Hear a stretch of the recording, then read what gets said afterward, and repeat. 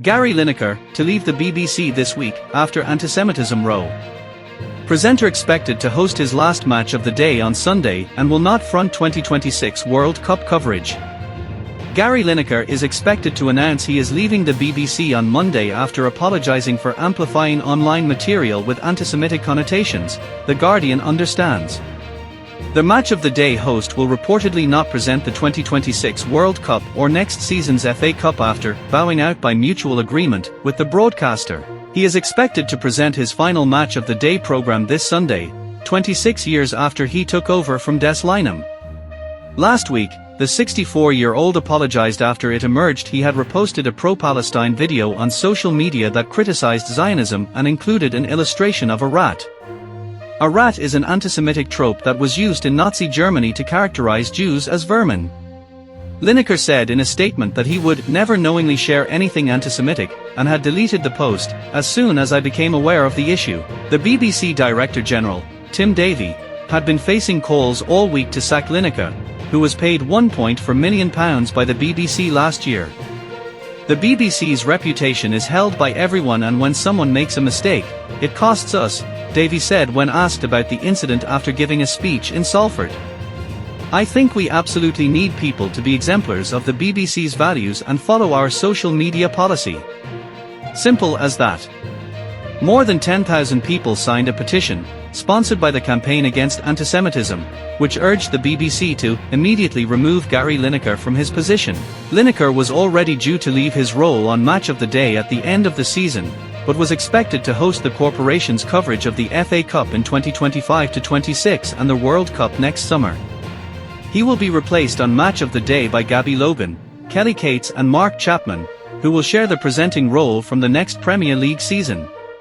A source told The Sun, Gary acknowledged his position at the BBC, anchoring the most prestigious tournament in world football, was untenable, and he will not be hosting the World Cup. He offered to step down at the end of the season, and did not want the BBC, an organisation he still holds in the highest of esteem, dragged into any further controversy. He remains absolutely devastated by the recent turn of events and is deeply regretful about how his post was interpreted. His last Match of the Day will air on Sunday now, and he won't be back. In March 2023, Lineker was temporarily suspended from the BBC over comments he made criticising the Conservative government's asylum policy.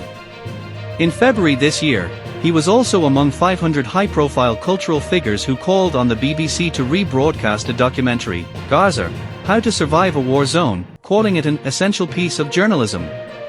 The broadcaster removed the documentary from BBC iPlayer after it emerged that the film's 14-year-old narrator was the son of a deputy agriculture minister in the territory's Hamas-run government. The BBC declined to comment when contacted by The Guardian. For 204 years, The Guardian has pursued independent journalism with purpose, rigor and resolve.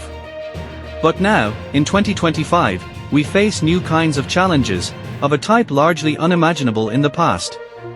The economic foundations of the news industry have been dismantled by powerful technology platforms. Over the past 2 decades, thousands of newspapers around the world have closed or shrunk beyond recognition.